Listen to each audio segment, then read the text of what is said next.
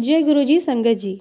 संगत जी, जब commander uncle पहली बार गुरुजी के दर्शन के लिए गए थे तो वहाँ पर जो अन्य संगत खड़ी थी उन्होंने कमांडर अंकल को बोला था कि आप सही जगह पर आ गए हो और इसके बाद आपको कहीं और जाने की ज़रूरत नहीं है।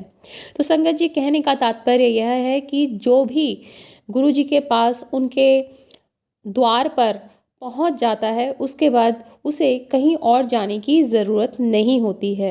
ऐसा ही ये सत्संग है नरेंद्र ढांड अंकल का।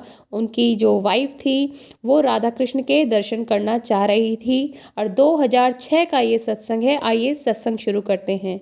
2006 में नरेंद्र अंकल का पूरा परिवार मथुरा कृष्ण भक्तों के पावन स्थल पर तीर्थ यात्रा के लिए जाना चाह रहा था, पर किसी न किसी वजह से उनका जो ये प्रोग्राम है वो बन ही नहीं पा रहा था और कैंसिल हो जाता है। अप्रैल 2006 तक ऐसा ही चलता रहा। इसी समय परिवार बैसाखी के अवसर पर बड़े मंदिर में आया। गुरुजी ने अंकल की पत्नी को स्वप्न में दर्शन दिए और उनको अपने कमल चरण दबाने के लिए कहा। उनके पैर दबाते हुए सदगुरु के चरणों में से एक कृष्ण की मूर्ति प्रकट हुई।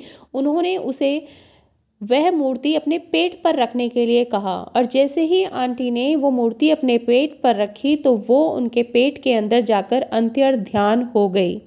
फिर गुरुजी अपने कक्ष में गए और नरेंद्र अंकल की जो पत्नी है उन्होंने देखा कि वह कक्ष उनका मंदिर में परिवर्तित हो गया। वहाँ पर राधा कृष्ण का एक विशाल चित्र था। वह भक्त जो वृंदावन जाकर कृष्ण की प्रतिमा देखना चाह रही थी, उन्होंने यह देखा और देखकर गुरुजी से स्पष्टीकरण मांगा। गुरुजी ने प्रश्न में उत्तर दिया कि क्या उसे दर्शन हुए।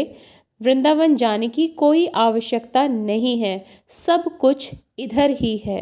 और संगत जी, इसी के साथ उनका एक और सत्संग है जिसमें अंकल बताते हैं कि गुरुजी ने अपनी वास्तविकता प्रकट की एक और तरह से अंकल के सामने। एक स्वप्न में अंकल को एक हॉल में ले जाया जाता है। गुरुजी उन्हें बुलाकर 3 बार उनके कान खींचते हैं और फिर मस्तक के मध्य के स्थान को 3 बार छूकर कहते हैं, कल्याण हो गया। कुछ दिन के पश्चात अंकल ने देखा कि गुरुजी के लॉकेट पर, जिसे वह सदा पहने रहते हैं, ओम और शेषनाग की छवि अंकित है। यह अभी भी अंकल के लॉकेट पर देखी जा सकती है।